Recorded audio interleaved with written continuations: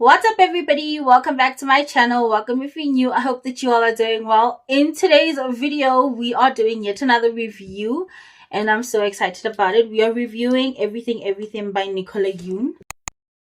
If you have never seen my face before, hi, my name is Mangi. Please make sure to hit the subscribe button to join the family and hit the notification bell so you get notified whenever I upload. And without any further ado, we are going to hop right into today's video. I unfortunately made the mistake of watching the movie before actually reading the book. Granted, I did not know about the book until a year after I'd seen the movie already.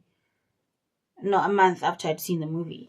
Because I watched the movie, I really loved the movie. I think it was around 2018, 2019 when I first saw the movie. And I didn't know about the book until weeks later, almost a month later, I think.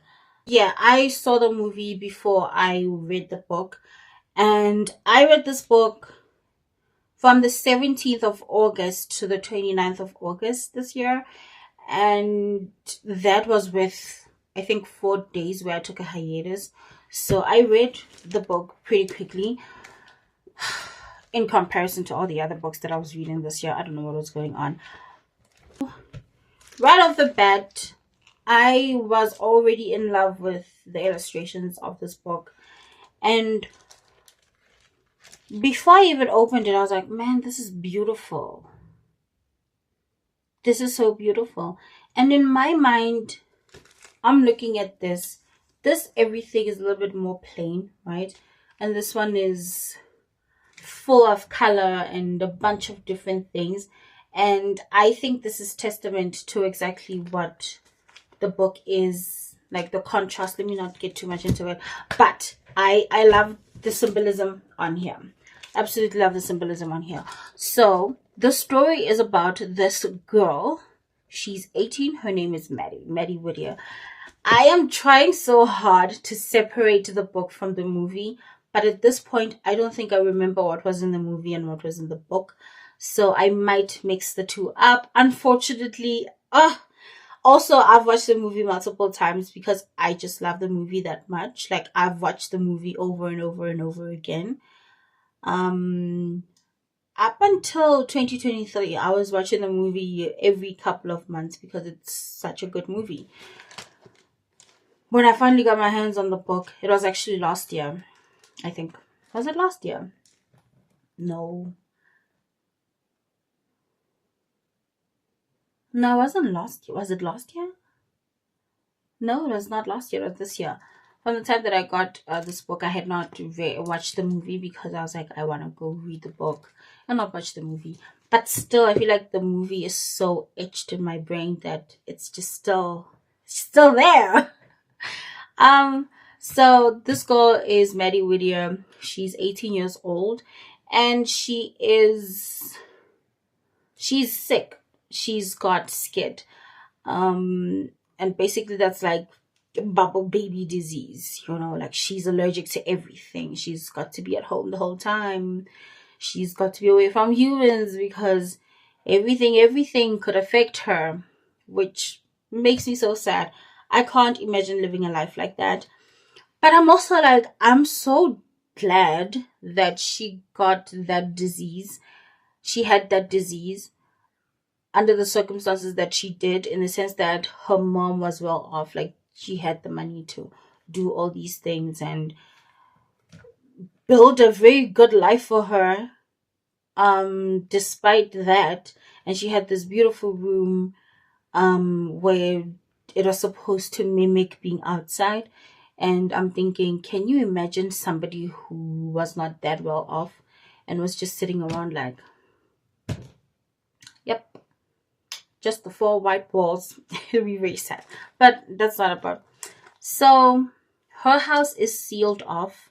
Like, her house is sealed. There's this little situation where the mom has to get in through the front door, and her nurse too. They get in through the front door, and then it closes the outside air, cleans whatever came into the little room with the mom and the nurse, and then it'll open to the main house.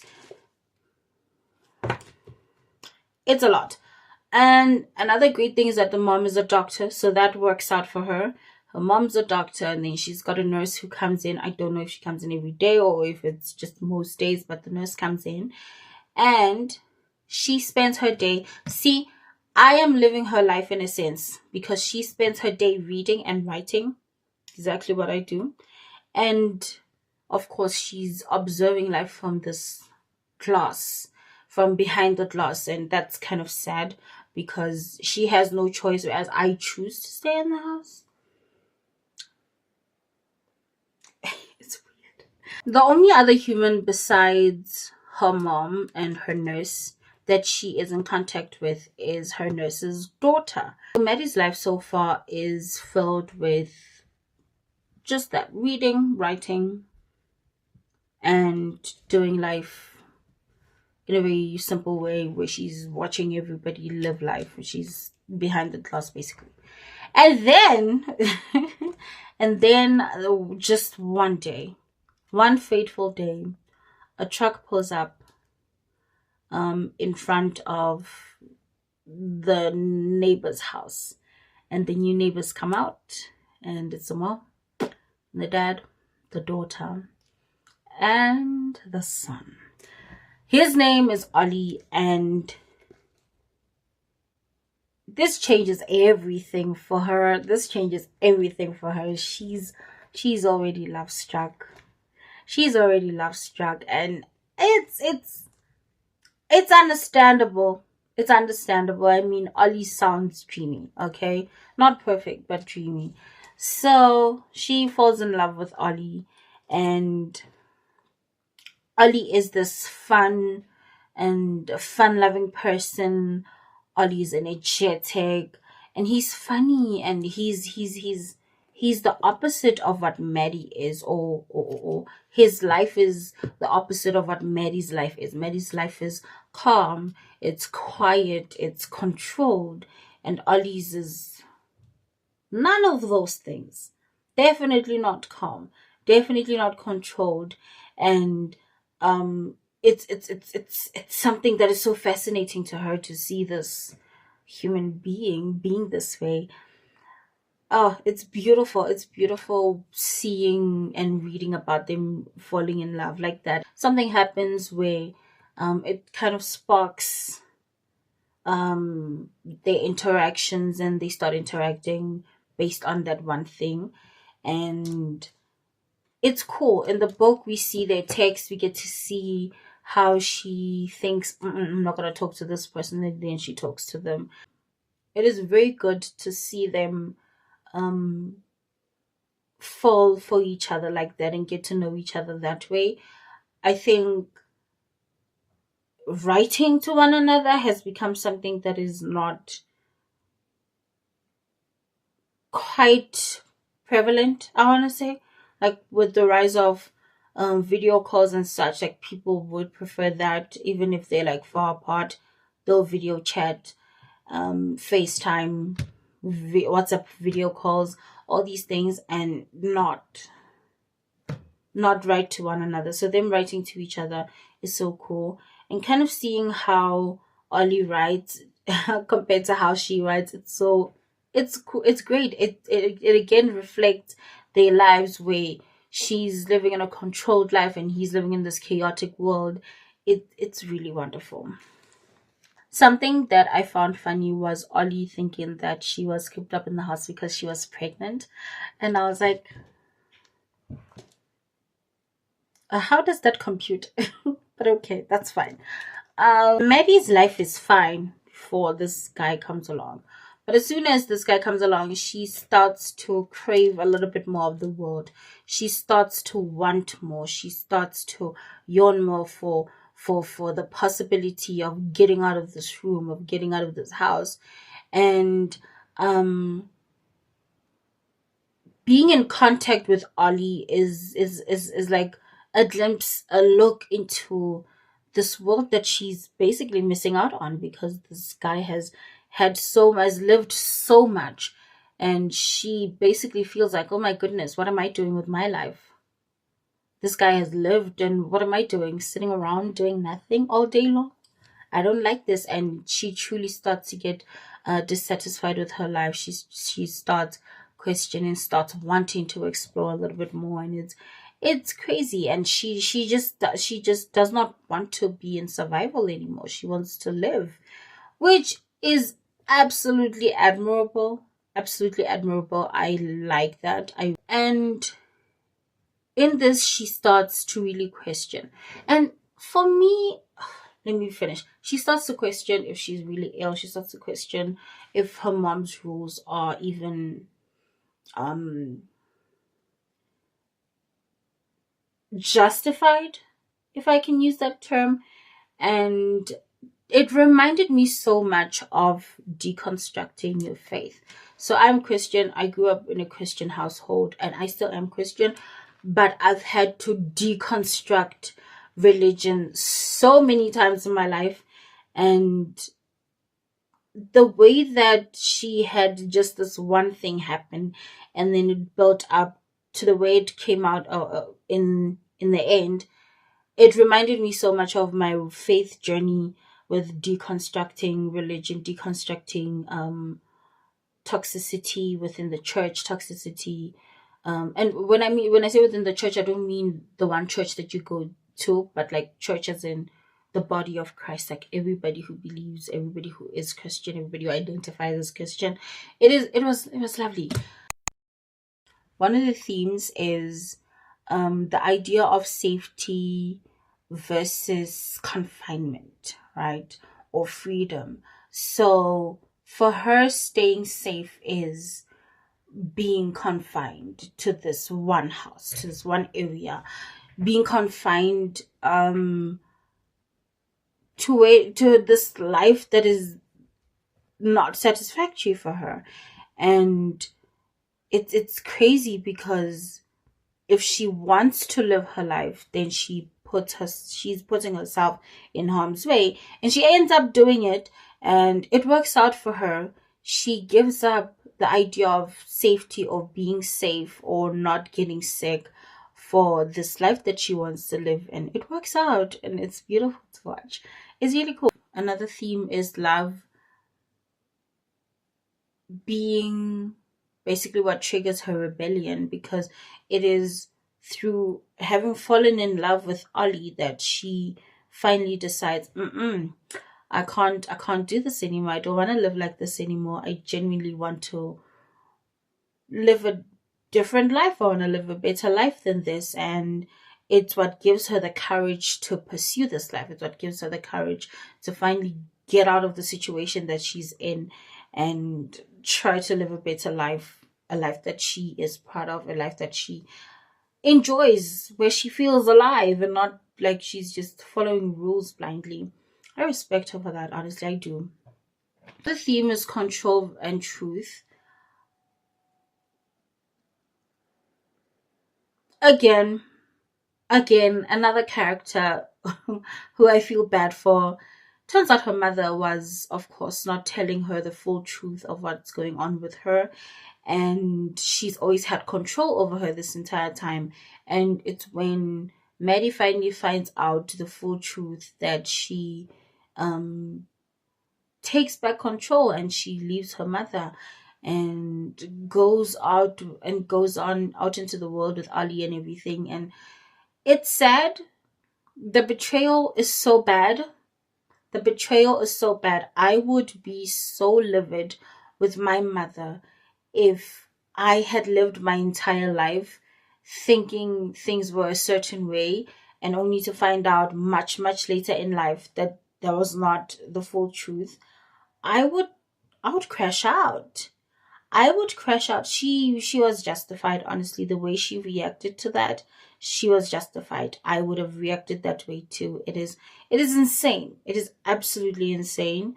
Um but also my heart goes out to the mother, because what triggered her to lie to her daughter like that is also something understandable. I'm like, you know what? Mm-hmm. Mm-hmm. Maybe if I was a parent, I'd do the same thing. Not It was not ethical of her to have lied to her like that, but it makes sense because she threw ethics out the window because she just wanted to protect her child. She wanted to do whatever she thought was right, or she thought would work or helped keep her child safe. So yeah, I felt bad. I felt bad for both parties, but I felt even worse for her than the mom. It's crazy. You guys need to read it. You guys need to watch it. I'm sure a lot of people have read the book or watched the movie, and yeah, I really really recommend that you guys read the book. First, read the book first. If you've never heard of everything, read the book first and then watch the movie. One of the last themes that I picked up on was a coming of age. This is a coming of age book, but it is written in the best way possible, right? It is beautiful. Of course, she's growing up. She's 18 now, and she learns to become her own person. She learns to make her own decisions and come up with her own opinions on all these things, away from what she's grown up to know, away from what her mother has taught her entire life. It is really cool to watch. It is absolutely beautiful. The structure of this book, it's so cool. It is so cool. I don't know who had this idea first, but I want to give them a handshake and tell them how great they are. So this book is structured in, like, there are no specific chapters. Like, there's chapter 1 and there's chapter 2, there's like its own 3,000 words, and chapter 10 that is 2,000 words, or whatever the case may be. Not like that. It's not like that. Instead, it's like bits and pieces, where some things are as small as this. Some things are as small as this one. Hold on. Where some things are as small as this one. I'm sorry about that. This device is acting up. It's the first time I'm using it, so it's, yeah, she's being an admin. And some are like, and I think a few are like 3-5 pages. It's written in that way, and there are also some illustrations here. I actually want to see if I can show you. Okay, here's one. Here's one illustration. Some pages are all illustrations. It is written in such an intimate way. It feels like we are reading her memoirs. So it's not just, oh, we're being told a story about Maddie Whittier. No, we are reading Maddie Whittier's diary, basically. That's what it feels like. And all the illustrations in here are so cool. This will forever be my favorite book, in terms of the illustrations and everything. And I do have another Nicola Yoon book that I just recently got. It is called The Sun Is Also a Star. And I'm hoping that it is also done in a similar way. I have not opened it, even though I have it, because I want to read it after the book that I'm reading currently. I'm currently reading, hold on, let me just get it out for you.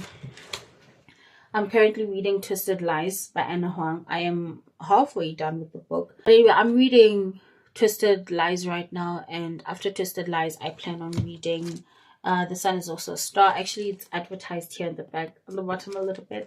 I am so excited to read that one, and I really want you guys to read this book. If there's any book that I have read this entire year that I have reviewed, this is the one book that I am telling you every single person needs to read it. Whether you are 13 or 30, you got to read this book. This book is wonderful. If there's one book that I can pick out from this year, I'd say this is the book that you need to read. This book is absolutely incredibly well written, and the movie is also just as wonderful. Just read the book before you watch the movie. Don't be like me. Okay? It's a warm tone. The tone is warm, and I like that it is the perfect balance between self-discovery and romance. I found that with a lot of romance books, especially with teenagers, it goes so far into their thoughts or their ideas, or what is happening, how they're responding or reacting to their love life. and what everything else that's happening around them. And with this book, it is so cool because you see how she looks within and discovers who she is. And it's not just about Ollie, it's not just about her relationship with Ollie, it's about self-discovery, it's about herself. It is such a perfect blend. I don't think I've ever read anything where the characters both going through a self-discovery journey and falling in love, and it blends so well together. It blends so well that you can barely pick up on it. Like, I started thinking about it after I'd read it, and I was like, oh my goodness, hold on. Like, in the moment, you don't see it. You don't see it as it ebbs and flows. It's just so beautifully written. And I want to give kudos to Nicola Yoon and David Yoon. It is so beautiful. It has made such an impact in my life. It is an incredible book, and I recommend that you guys absolutely go read that book. Okay, go read it. And I want to leave you guys with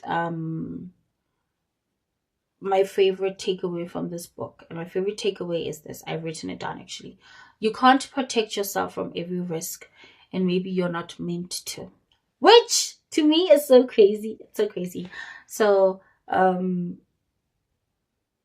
I like this because I grew up being told that I'm holding back a lot. My grade 3 teacher told my mom, yeah, she's a good student, but the problem is she doesn't want to be wrong, and so she holds herself back. And that followed me into my adult years, because tell me why my therapist last year told me, she's like, you hold back so much because you're scared. Like, you're trying to protect yourself so much that you're missing out on things that you're supposed to be doing, on things that you could love. It is crazy. So when I got to the end of this book and I was thinking about it, I was like, my goodness, why am I being Maddie's mom to myself?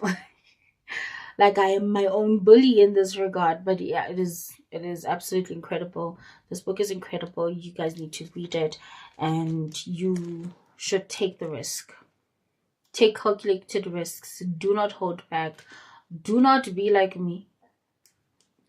Don't try to protect yourself so much that you're putting yourself in a situation, or in situations where you're dissatisfied or unhappy with your life. Don't ever do that. Okay, don't ever do that. It takes so much to work through that and work around that and become a better person. Of course, healing is not linear, and this is that case for me. But yeah, enough about me. I absolutely recommend this book. This is a 5-star read, 6 stars if I could. Okay, I'd give it 6 stars out of 5 if I could. But yeah, thank you guys so much for tuning into today's video. Make sure to hit the subscribe button to join the family.